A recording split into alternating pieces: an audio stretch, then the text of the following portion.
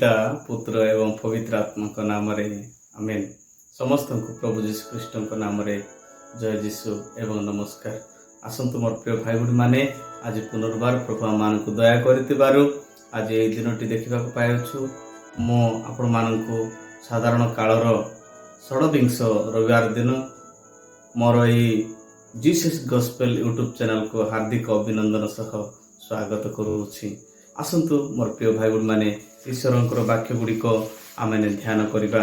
आज प्रथम पठन गणना पुस्तक अर्थात संख्या पुस्तक 11 अध्याय 25 ରୁ 29 एवं प्रेरित जाकब 5 अध्याय 1 ରୁ 6 पद, मार्क लिखित सुसमाचार 9 अध्याय 38 ରୁ 43 45 पद एवं 47 ରୁ 48 पद पर्यंत आज आम को ईश्वर को वाक्य एहीपरि शिक्षा दिए।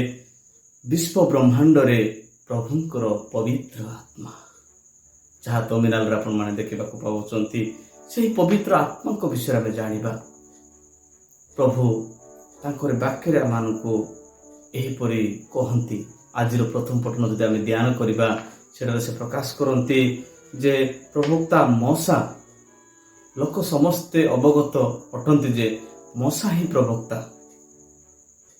जेतेबेले प्राचीन मानकु 70 जन प्राचीन मानकु डकाई से कौन कले तंबुर चतुर्दिगर से मानकु रखिले,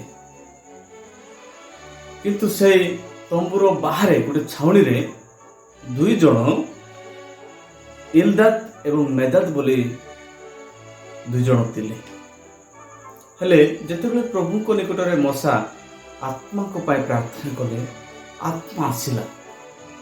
से 70 जन पाखरे समस्त पाखरे पहुंचवा सहित जो माने बाहर थिले छाउनी रे थिले से 2 जन व्यक्ति मानक मध्य ईश्वर का आत्मा आसिला। से 2 जन कौन करती ईश्वर भविष्य वाक्य प्रचार करती। हेले से भविष्य वाणी शुणिकी जड़े व्यक्ति धाईकी मशा को कहूँ, प्रभु मोर मशा प्रभु 2 जन व्यक्ति से माने छाउनी रे ईश्वरंकर वाक्य प्रचार करुछंती। सेतेबेले मशा तार कथा को शुणिक से कहंती जहाँ 29 पदरे, तेबे मशा कहिले तुमे मो सकाश कौन ईर्षा करुच? परमेश्वर करंतु ओ सदा प्रभुंकर समस्त लोक भविष्य वक्ता हुंतु। ओ सदा प्रभु सेमानंक उपरे अपना आत्मा दियंतु। सदा प्रभु सबु लोक मानंकु प्रवक्ता करंतु बोलिके मशा ताको प्रत्युत्तर देले। ठीक से ही बळी आज सुसमाचार जदि आमे ध्यान करिवा सेटारे मध्य जणे जीशु को बाहरे भूत चढ़ेवा विषय आपण मानक निकट रे आज सुसमाचार अछि। सेठी जहन दाबी करंती प्रभु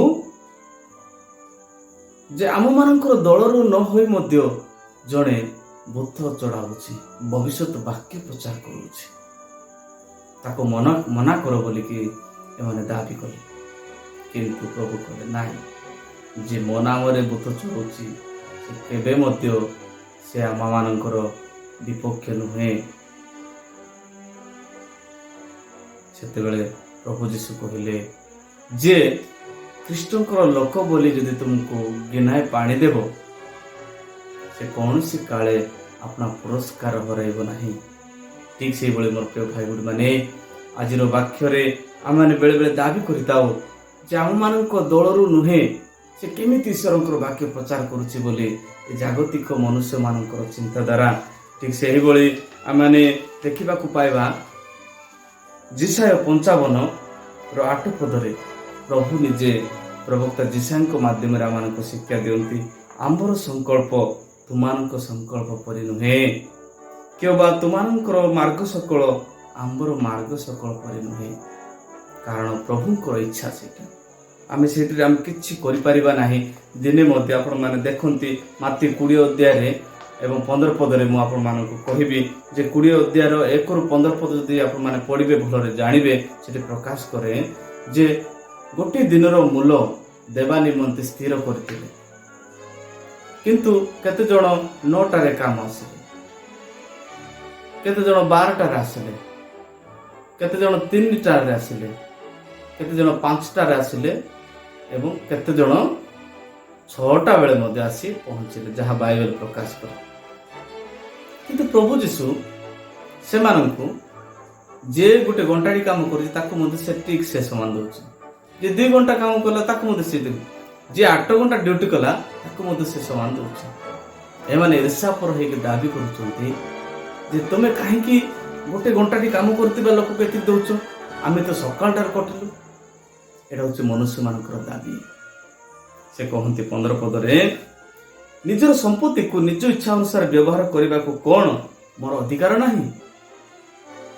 ନା ମୁଁ ଦାନଶୀଳ ହେବାରୁ ତୁ ଈର୍ଷା ଦୃଷ୍ଟି କରୁଛୁ?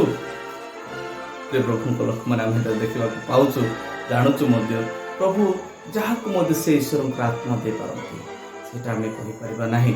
କାରଣ ସେଣୁ କରିକି ସେମାନଙ୍କୁ ସେହି ଆତ୍ମା ସତ୍ୟମୟ ଆତ୍ମାଙ୍କୁ ଜାଣିବା ନିମନ୍ତେ, ଚିହ୍ନିବା ନିମନ୍ତେ ମୁଁ ଆପଣମାନଙ୍କ ନିକଟରେ କେତୋଟି ରେଫରେନ୍ସ ଗୁଡ଼ାକ ଉପସ୍ଥାପନ କରିବି।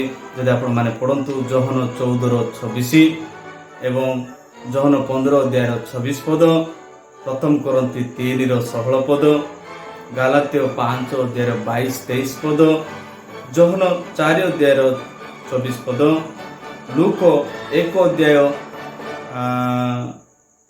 42-43 ପଦ ଏବଂ ମାଥ୍ୟୁ 5 ଅଧ୍ୟାୟ 3 ପଦ, ରୋମିଓ 8 ଅଧ୍ୟାୟ 6 ପଦ, ରୋମିଓ 14 ଅଧ୍ୟାୟ 17 ପଦ, ଜୋଏଲ 2 ଅଧ୍ୟାୟ 28 ପଦ, ଦ୍ୱିତୀୟ ତିମୋଥୀ 1 ଅଧ୍ୟାୟର 7 ପଦ ଏବଂ ଆଦି ପୁସ୍ତକ 2 ଅଧ୍ୟାୟର 7 ପଦରେ ଯଦି ଆପଣମାନେ ଦେଖିବେ ଈଶ୍ୱରଙ୍କର ଆତ୍ମା ମାନଙ୍କ ମଧ୍ୟରେ କଣ କଣ କରେ।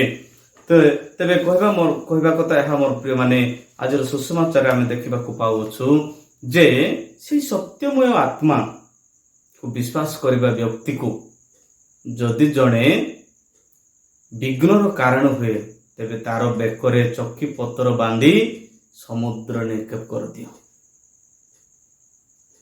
ଯଦି ତୁମର ହସ୍ତ ଯଦି ବିଘ୍ନର କାରଣ ହେଉଛି ତେବେ ତାକୁ କାଟି ଫିଙ୍ଗି ଦିଅ। ତମେ 2 ହସ୍ତ ଥାଇକି ନରକରେ ପଡ଼ିବା ଅପେକ୍ଷା ପଙ୍ଗୁ ହେଇକି ସ୍ୱର୍ଗ ରାଜ୍ୟରେ ପ୍ରବେଶ କରିବା ଭଲ ବୋଲିକି ପ୍ରଭୁ ଆମମାନଙ୍କୁ ଶିକ୍ଷା ଦିଅନ୍ତି। ଯଦି ତୁମର ଗୋଡ଼ ଯଦି ବିଘ୍ନର କାରଣ ହୁଏ ତାକୁ କାଟି ଦିଅ, ତେବେ ପଙ୍ଗୁ ହେଇକି ତୁମେ ସ୍ୱର୍ଗକୁ ଯିବା 2 ଗୋଡ଼ଟା ଧରିକି ନରକକୁ ଯିବା ବଦଳରେ ଛୋଟା ହେଇକି ସ୍ୱର୍ଗ ରାଜ୍ୟ ପ୍ରବେଶ କରିବା ଭଲ। ଯଦି ତୁମର ଚକ୍ଷୁ ଯଦି ବିଘ୍ନର କାରଣ ହୁଏ ତେବେ ତାକୁ କାଟି ପକେଇ ଦିଅ, କାଢି ଦିଅ। 2ଟା ଆଖି ଥାଇକି ନରକକୁ ଯିବା ଅପେକ୍ଷା ଅନ୍ଧ ହେଇକି ସ୍ୱର୍ଗ ରାଜ୍ୟ ଯିବା ତୁମ ପକ୍ଷରେ ଭଲ।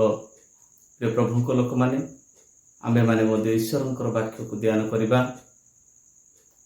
ଈଶ୍ୱରଙ୍କ ନିକଟକୁ ଫେରିଯିବା, ସେ ସତ୍ୟମୟ ଆତ୍ମା ବିଶ୍ୱ ବ୍ରହ୍ମାଣ୍ଡରେ ପୁରି ରହିଛି, ତାଙ୍କଠାରେ ଆସ୍ଥା ସ୍ଥାପନ କରିବା। ପ୍ରଭୁ ଏହି ବାକ୍ୟ ଦେଇ ଆମ ସମସ୍ତଙ୍କୁ ଆଶୀର୍ବାଦ କରନ୍ତୁ। ପିତା, ପୁତ୍ର ଏବଂ ପବିତ୍ର ଆତ୍ମାଙ୍କ ନାମରେ ଆମେନ୍। ସମସ୍ତଙ୍କୁ ପ୍ରଭୁ ଯୀଶୁଙ୍କ ନାମରେ ଜୟ ଯୀଶୁ।